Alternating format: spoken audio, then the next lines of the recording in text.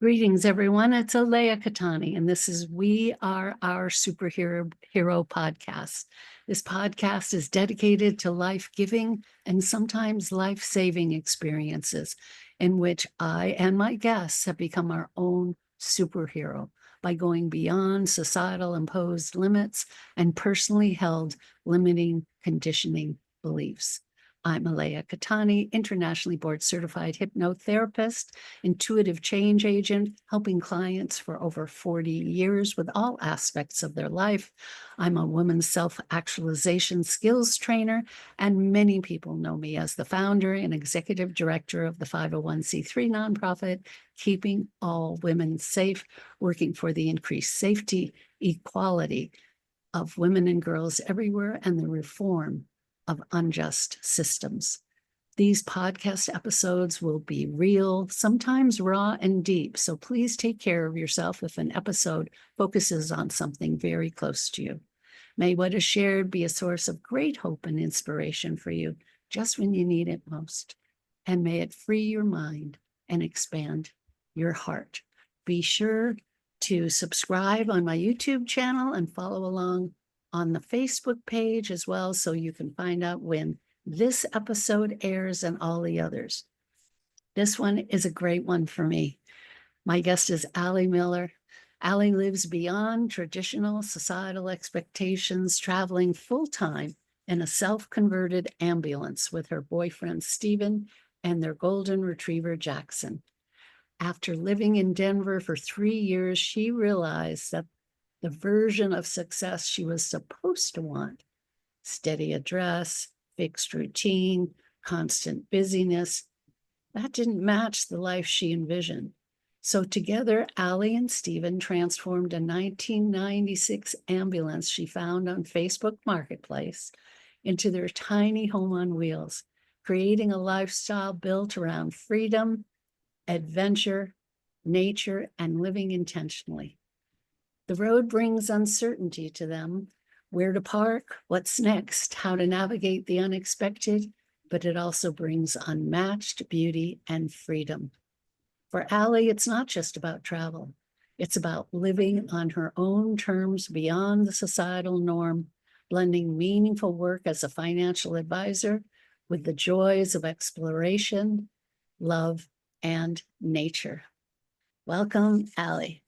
Thank you so much. That was beautiful. That was a great start. Thank you. It is a great start, and I will share with everyone that the reason why this is so fun for me and having you be a new friend is so great for me is because many years ago, at the age of 29, I sold everything. I was living in LA at the time, and I took off in a big man van, I call it. It was a big Dodge Ram van with side pipes and all big fat all-terrain tires that roared, and it wasn't converted.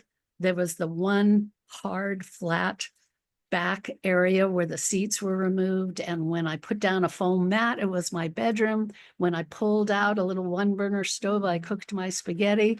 I did put up curtains so I could smoke pot back there.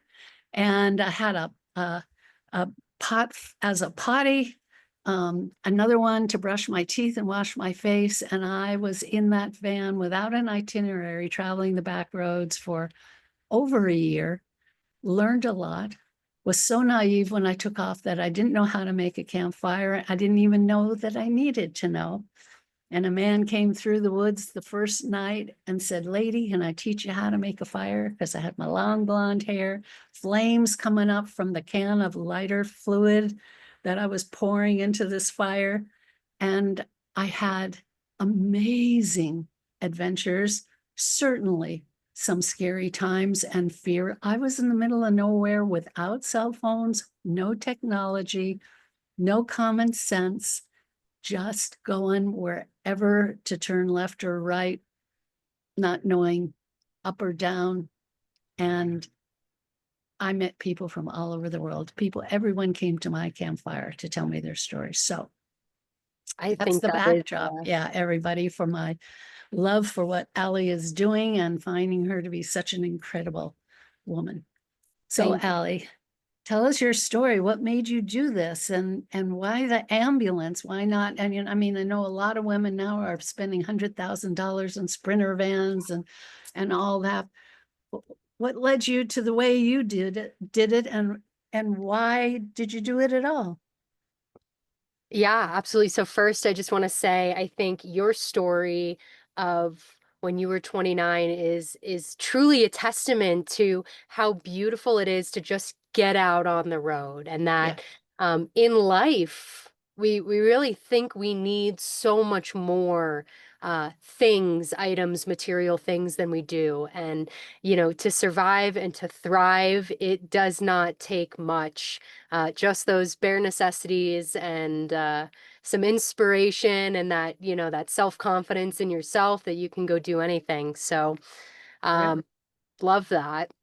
For me, my story started really in COVID. I'm living in Denver and kind of getting a bit stir crazy. I'm living there for a few years and was never really a city girl, so it was a little bit of an adjustment for Mhm. me. And I was the new owner of a amazing golden retriever, Jackson. Uh-huh. And I'm like, man, I just want to get out of here and go travel. But there were limitations with airlines at that time, the limitations with everything during that time. And I'm just thinking to myself, man, how nice would it be to just hit the road? Um, so in November of 2020, my parents and my family usually meets up for Thanksgiving every year. We decided to take a pause just to be safe.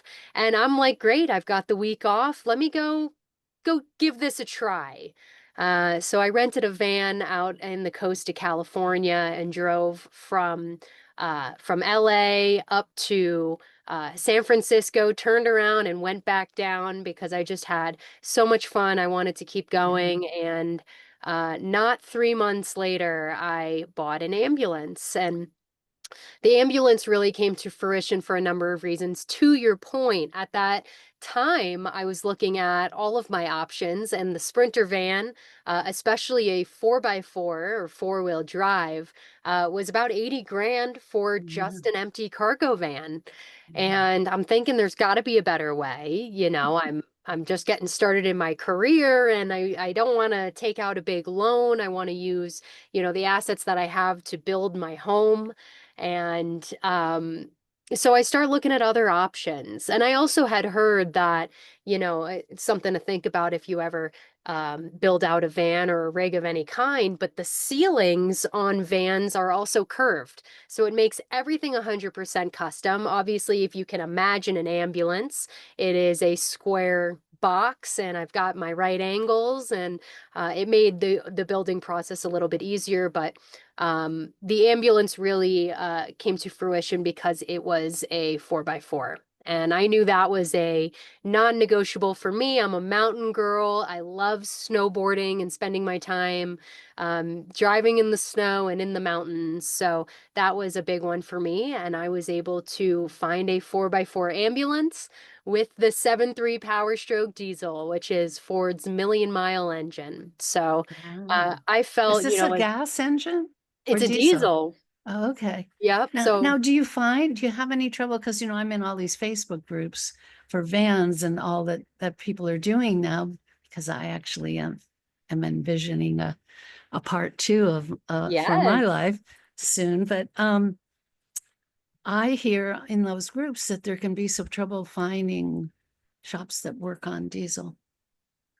I have not had that experience from a diesel Okay, perspective. The 7.3 Power Stroke is, like I said, it's Ford's million mile engine.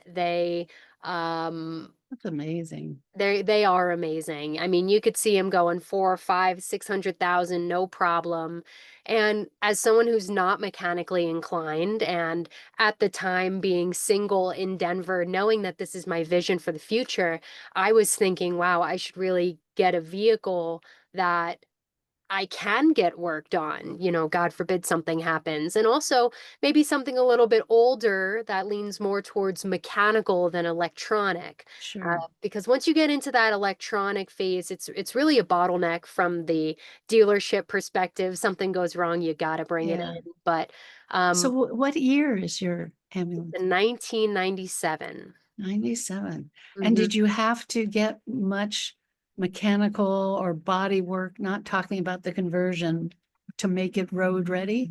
No, so I actually found it on Facebook. I got friendly with the seller of it, and he does this full time, buying and selling ambulances. And we really hit it off. I built trust with him immediately, and I knew that he had my best interests at heart.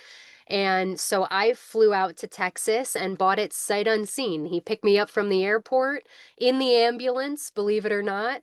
And we did the transaction, and then I drove it back from Texas to Denver that day. So my flight, it was 7 a.m. to get out to Texas. I was home by about 11 p.m. that night, and the new owner Very of an excited, I'm ambulance. sure. Yeah, Oh I'm yeah, sure you and were. it just drove great. It was fully built out as an ambulance. It had, the blue padding and the captain's chair and big oxygen tank and the whole nine. So the next year and a half was a fun trial and error. Again, kind of doing it on my own at this point of ripping it out and coming up with a plan of the compartments on the outside, which is also a big thing with ambulances. They have exterior compartments, Oh, some more deciding what I storage wanted to and keep yeah. and what I wanted to get rid of to open up more space for the inside of the house. That's really interesting because I remember when I took off, of course, I got rid of just about everything I owned. I did have a pod. They were called pods back then, and they were white. And so that had some things in it. Um, but I remember that as I would travel through these small towns, small country towns, I would have this compulsion to get some. I remember one time I was in this tiny little rural town, and there was like this little funky church, this little A-frame, tiny little country church. And I had this compulsion to grab some of my clothes, and I quick ran up to the church and I put them on the doorstep of the church. And then I ran back and I took off in my van. So even though I had gotten rid of so much, after I took off, it started to feel like a burden to even have the little bit that I did have. Although I remember that sometime later, I was looking for this suede jacket. I had this really soft suede jacket.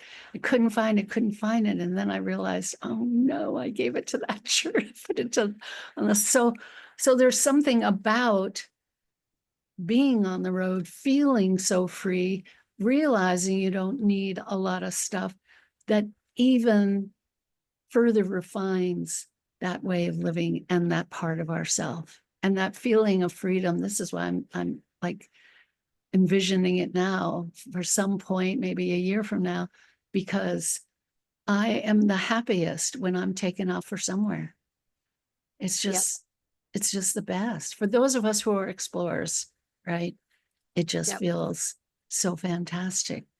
yeah. So now you had to plan out what you're going to do and where. Clearly, you're very intelligent. You started researching how to do all different kinds of things. Yeah.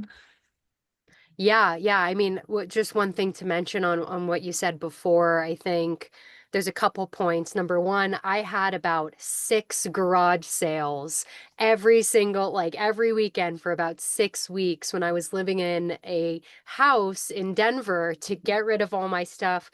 I was doing Facebook Marketplace for months trying to get Yeah. rid of everything. And when I Yeah. finally felt like I got to a point, I've probably done another 6 to 8 cuts since then, and Yeah. donating things and giving things away. And I also live a net zero life, which means that if I don't deprive myself of getting new things, but when I do, I release something that I no longer Yeah. want, and I Yeah. keep that as a flow. So, you know obviously, living in such a small space, I don't have a huge closet, and my clothing inventory, if you will, is limited. So I still love to thrift. I love traveling around and finding great deals and cool little things. And I'm also being more intentional about the branding or the clothing that I'm wearing on my body and the advertising that is to other people. And, Mm. clearing out my closet accordingly. But anytime I get a new item, I will kind of return one back to the store or to somewhere in need, Yeah, which, that's my guideline too. If I buy one, let's just say one dress from Deja Vu's, a local consignment store here, I have to bring three in.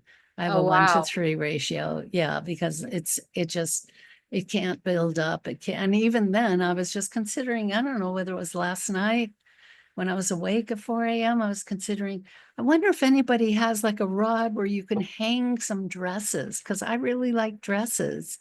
They don't have to be fancy, but I mean, do you have a rod where you can hang a skirt or dress or Yeah, that's a a great few, like question. 5 or 10 of them? I built my ambulance 100% custom to me and what I wanted. Mhm. I do have a hanging closet. It is not designed for dresses. It is, it's just a Short. normal height, almost like a shirt height or pants Okay. over a hanger height. And then I do have a couple dresses shoved in there, but the beauty of living this life of, not having so many material items is you get super clear on what you love and what you're passionate about. And Yeah. and if it's dresses and skirts, you build, that little closet designed, height, width, whatever, for your dresses and for your skirts. And there is not one part of this ambulance that isn't 100% custom or has two purposes for that matter, because when you're building in such a small Mm, space, you are thinking of how can I maximize my space as much as possible. And measure twice, cut once is an important lesson as well, because sure. it, Yeah. it's a lot of work. It's a lot of work, but I'm thankful for YouTube and the people along the way that have helped me build this out, because it's my dream. So did you build a certain portion and then do like a trial run trip to see what comes next? Or did you do it all in one shot and then take your trip? And how long of a period was that building out phase? Yeah, really great question. So, I bought the ambulance in February of 2021 and worked on it while living in Denver until I left Denver in May of 22. So, I spent over just about a year not doing any trips. It was my daily driver for a minute to get to and from work, which was always fun. But essentially ripping out the old ambulance stuff, the compartments, like everything. I wanted a clean slate. When I first walked into the ambulance, it gave old, medical, sterile. Mm, And even though the rig only had 44,000 miles on it at the time, which was incredible, right. Yeah. I felt not home. And the whole point is to feel so at home that you can park anywhere and you're home.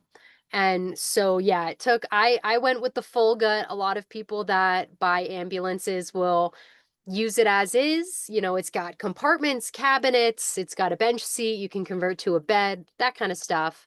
And I just wanted to do it my way. And maybe a little naive, yeah, but I would not have changed anything, because now, it is completely custom.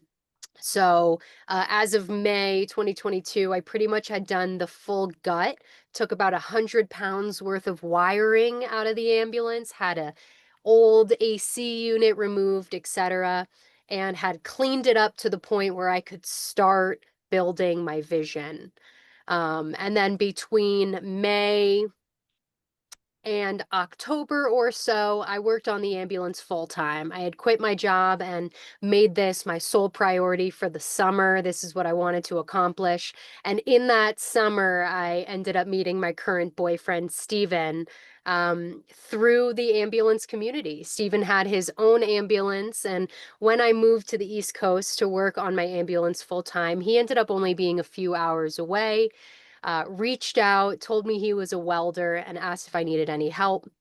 Ended up coming and helping me drop in a 50-inch skylight into my roof, which was one of the things I was the most terrified about was cutting that first hole in the roof, Sure. especially one that was so large. And so it was great to have him there.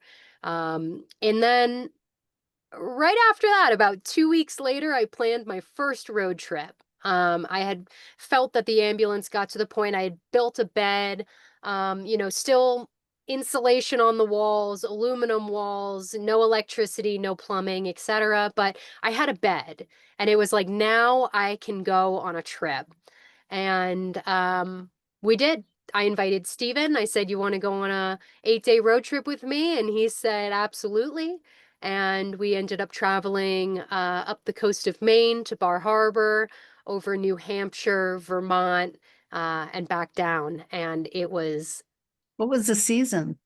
it was in October, so it was Beautiful. Oh, just so it's actually beautiful. kind of September, like late September. So it was right before everything had completely popped, but the weather was beautiful. We were in our, sweatshirt and sweatpants camping, and we just really had an amazing time together. And I think it was the wake up call for both of us, we were both not looking for relationships at that point, but if we can travel around together in this Yeah, unfinished ambulance, and feel such joy. Um, what else could you want? You know, sure. Yeah. that was Wow. the start of our story. So Um, one thing to consider for everyone who's doing this is the financial ability. Certainly, those constraints will guide how someone does build out their own rig, and then the importance of having some savings for breakdowns or needed maintenance and whatever. Before I took off, I was fortunate in that I had actually just won. Most people don't even know this, because it was a long time ago. I had just won the largest federal discrimination suit settlement in California history at the time. And so I was like, I'm out of here. Like, I tried to pretend like it wasn't there when I was traveling all around. It yeah. didn't keep me from feeling fear when a tire started making this clacking sound. And every time I stopped at a shop, they'd tell me some other reason for it that was very expensive to fix, and I refused to have it done. And I just kept going. So that was scary. But at some point, that clacking sound stopped, and I don't even know when. And I use that as an analogy for myself and my clients, in that I don't know when when we have something going on in our life, if we get engulfed in the focus of that and the energy of that, we're actually holding on to it like a chronic illness that people have become identified with, right? They own that illness. When you take your focus off and are living an interesting life of self-growth and new experiences, being present in the moment like you have to be when you're taking a trip like that, then things seem to rebalance. And that clacking stopped. Don't know when, don't know why, but it stopped. Another interesting thing that I learned on that trip that I'm remembering is sometimes I would stop at towns. I was a young, attractive woman, and I'd go to like a local bar or whatever and be talking to the locals. And I noticed that they would always ask me these questions about, where are you from? Why do you do this? What happened in your life that made you do this? And so I was constantly talking about the past, which is something I wanted to leave behind. I wanted to be fully present. So I adopted amnesia, and I started telling people, I don't remember. They say, you don't remember where you're from? I'd say, nope. So you don't remember like where you grew up or what led to this? I'd say, nope. Now I had to be very deliberate and firm about this, because people would try to get it out of me. But it enabled me to be able to enjoy that moment, that day, that experience, and not keep repeating a story from the past. And it's really important when you're on a trip like that to be able to be fully present. Yeah, I think one of my favorite quotes is, where your attention goes, energy flows. And when we think of the principles of the law of attraction, it's just that. If I'm thinking about all of the issues that are happening and the car problems that could happen. And, Yeah, one of my mom's favorite sayings is like, well, what if, and thinking about the things that could happen. And well, what if I'll figure it out at that moment in time, but I'm not allowing my energy to think about negative things. sure. I, And you can also flip the what if. What if I drive up and see this magnificent lake? What if I'm up in the mountains and I meet these fantastic people? What if I make 3 times my income this year than last year? If you're going to what if, use it towards the positive, Yeah, what right? if I buy an ambulance with no building experience and after 3 years it is, the place that I enjoy spending the majority of my time Yeah, all around the country. And yeah. I think it was very left field, very like black sheep of me, with my parents to Mm, pursue this life. This is not the kind of life that they saw for me or they saw as something that I was even capable of doing. And I think I really, blew them away in a way of like, well, you can figure it out. You really can. And different from when you were 29, at this point in time, there are so many resources and so many people that have done it before you. I had a vision of what my ambulance would look like just from following other people and right. seeing different configurations and, envisioning what it looks like for me and then making it real. And the making it real was the hard part, not the vision it, not the envisioning it. And building and there are a lot of things that I built and then I disassembled and I built it again because I did it wrong or I decided it wasn't the way I wanted it. And I think that is a big benefit of just hitting the road, getting Sure. that cargo van, putting down the air mattress or getting that Suburban and putting the seats down and putting the mattress. It doesn't take a lot. There are people that live, in their Prius. It's Yeah, really it's true. about doing what you're passionate about and what you love. And for me, that's being outside. That's Sure. natural light over artificial light. And it's the And movement. there's people now that, I mean, most of the Facebook groups that I'm in are women who sometimes, because of losing their job or fleeing an abusive relationship, they need to save up money now. The cost of everything is skyrocketing. And so they have fear. But what is courage and bravery? You feel the fear and you take that risk. You take that calculated risk, hopefully, right? So that you're not putting yourself in an extremely dangerous position and you have some research and knowledge about the best way to do it, which is why these groups are so great. Now, at some point, you started working again because we have the wonderful advantage of Starlink and other things. And so you're a financial advisor, yes, and you're Yeah. able to actually do your work, meet with clients, share some of that from the ambulance, from wherever you are. Any Absolutely. trouble anywhere you are being able Um, to? No, no. I think, the one nuance of my life is that, when I have a meeting, I'm not going to be in motion. My boyfriend's not in the driver's seat and I'm in the passenger seat having meetings. When we're in motion, we, take the time to pull over wherever we are, put Starlink up, and have my meeting in a more stable environment. But it works absolutely perfectly, I think, for anyone that has a job that would allow them to work digitally. Being a nomad is almost a no-brainer. I mean, from an expense perspective, I think a good challenge would be to look at, your monthly expenses and see how many of those are associated with your home. And that gives you an idea because in my experience living this life and granted I worked to save up the money to buy the ambulance and to invest in the build so that I didn't have to take any loans, and now my home is paid off and I don't pay property taxes or you know I you we have insurance, but it's different than homeowners insurance, etc. And I find that the expenses are extremely low compared to those that kind of overwhelm us in the normal life of, striving to buy a house and have a mortgage and pay that off and pay our property taxes and our insurance, etc.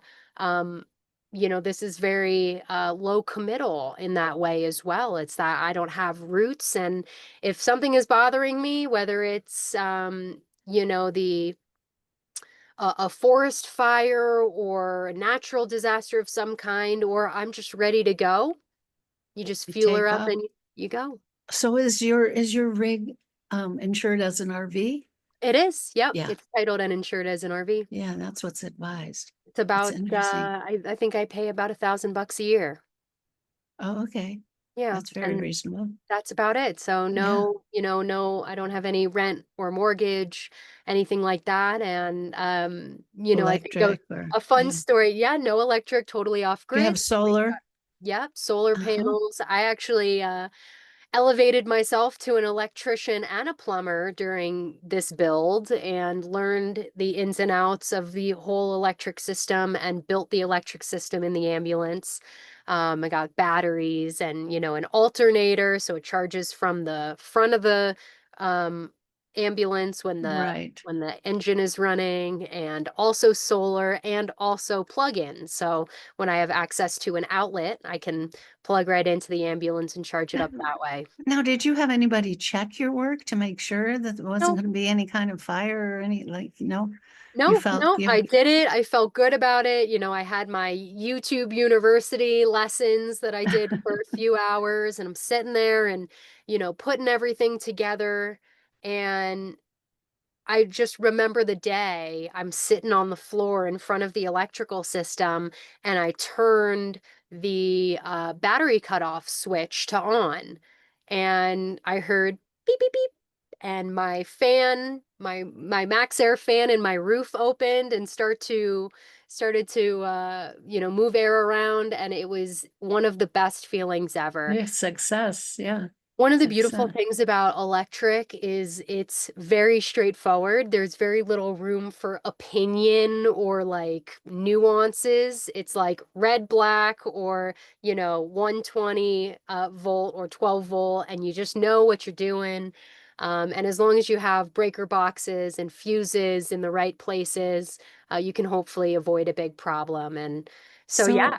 So so if you were going to give listeners who are considering this, and maybe those who aren't, three of the top lessons, wisdom, systems, guidelines, if you were going to leave people with three top items that you feel you've learned that have been required of you, whether it's your mindset, whether it's how you take care of yourself, whether it's whatever it is in life, the three top things you've learned through this process and are continuing to because of how you're living and what you've done, what would be those three pearls of wisdom you would share?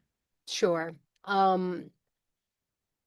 First, for me, the definition of wealth has changed a lot.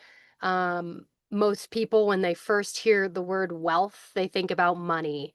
And Mhm. for me, wealth has elevated to so much more. It's really the alignment of your health, which if you don't have your health, you have nothing. Very So true. that being such a So big true. priority in my life, my values, my core values, the things that I believe in as a human, and also my goals for the future. And that to me is wealth. I feel like one of the wealthiest people ever, not from a monetary perspective, but from a mindset perspective, that I am able to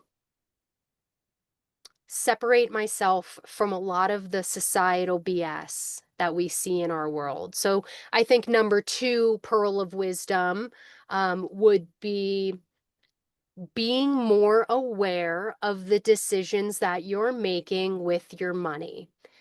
And the reason that this is a pearl of wisdom is because when you live a life of going to work, coming home, making dinner, sitting on the couch, watching TV, going to bed, repeat, it's almost you lose that sense of control in what you want for your future and what your beliefs are, because you almost go on autopilot. Right. So, number two is being extremely intentional about how we spend money, because really there's only two levers when it comes to what I do in financial planning. You can make more money or you can reduce your expenses.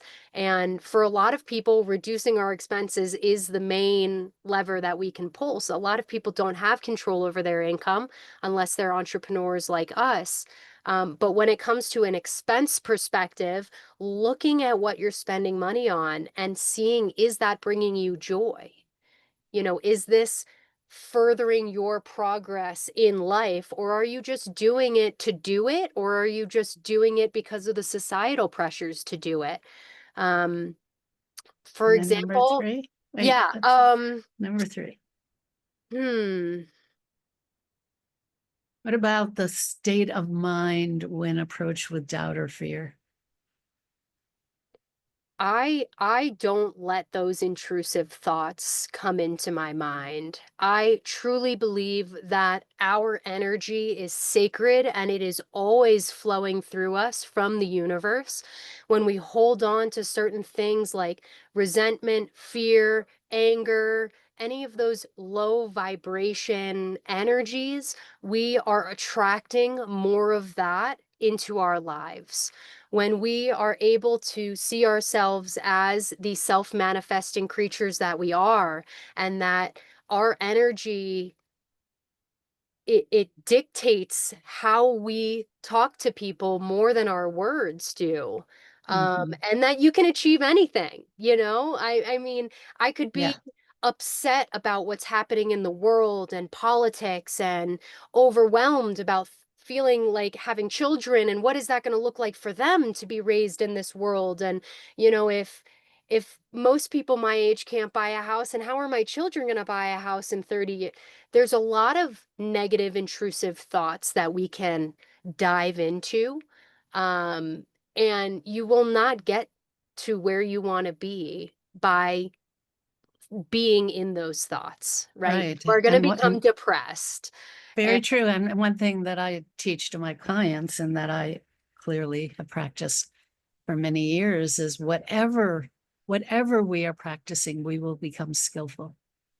And so if we are allowing our thoughts to victimize us, we are becoming very skilled. Those neural pathways are deepening. We are now in an abusive relationship with our mind, allowing it to abuse us instead of taking right relationship with our mind, being the master of our mind and understanding what thoughts are and allowing them to go. I say, just like a breeze through the trees or the leaves falling in fall, it is up to us to be in right positioning with our mind, and certainly living the way anyone, actually, I was going to say the way you do, but really, my clients come to me, 99% of this population is being victimized by their mind, which is why, to me, planet Earth is an insane asylum. What goes on is an insane asylum. So I'm very glad to hear you share that. So are you creating YouTube? How do people find you? How do people find you if they're looking for a very smart financial advisor who clearly knows different ways of going about all different kinds of things? yeah. How do people find you? Yeah, I mean, we have a website, and on our website, there is a link to book a complimentary 30-minute meeting with me. I think that's the best start for anyone, is just reach out, get in touch either through our website or through any of the social media channels. Um, And you're and talking about Miller Financial Group. Yep, the Miller Financial Group, exactly. TMFG.com. And on our contact page, we have our Calendly, and you could just literally go in there and book a 30-minute meeting with me. And it would honestly be a pleasure. I love meeting new people and hearing exactly where you're at, because at the end of the day, we're about progress over perfection. And wherever you are in your journey, you're right on time. You just, are developing that mindset now to tell you, wow, maybe I should bring in a coach to help guide me in this direction. And I think coaches and advisors are extremely important. Yes, I agree. Thank you so very much. It's wonderful to have you on the podcast. It's wonderful to know you.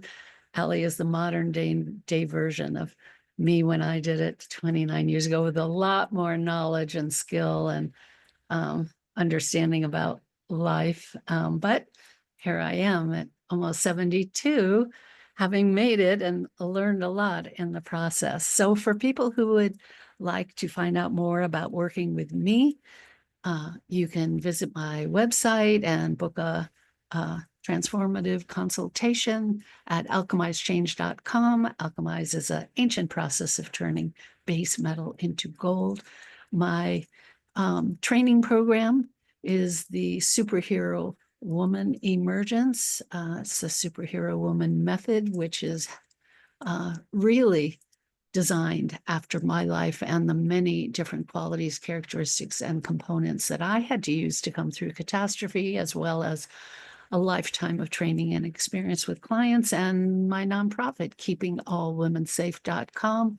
If this airs at the right time, which I have a feeling it will, you will be seeing some great opportunities for a big event that's coming in October.